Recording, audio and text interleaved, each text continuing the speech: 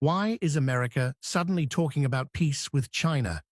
After two trade wars, balloon scandals, and sanctions on chips and AI, Washington and Beijing are now sitting down again.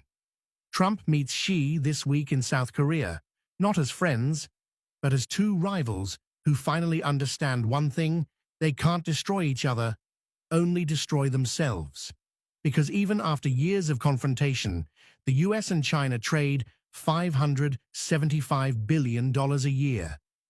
And both economies are learning the same hard truth. Rivalry now depends on partnership. For years it was America versus China. Then, under Biden, the West versus China.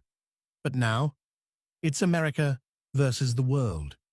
Trump's new Liberation Day tariffs hit 100 countries, including US allies.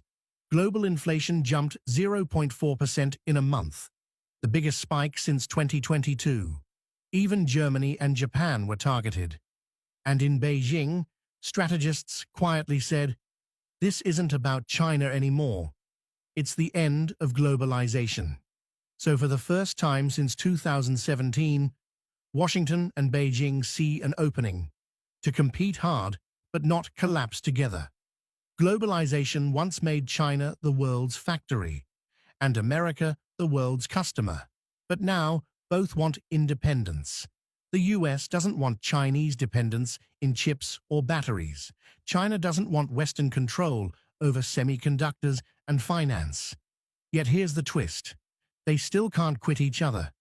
China controls 70% of the world's rare earths and 90% of refining, materials that power US missiles and EVs.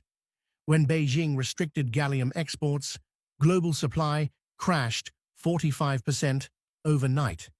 Meanwhile, America's chip exports to China quietly rose 12% last year, routed through Singapore and Vietnam.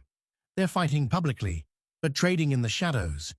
Even militarily, both sides are recalibrating.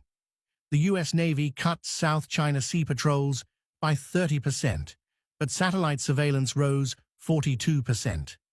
Washington isn't sending more ships, it's sending space eyes. Beijing noticed, and while the Pentagon tests AI drones, China now dominates drone exports to Asia and Africa.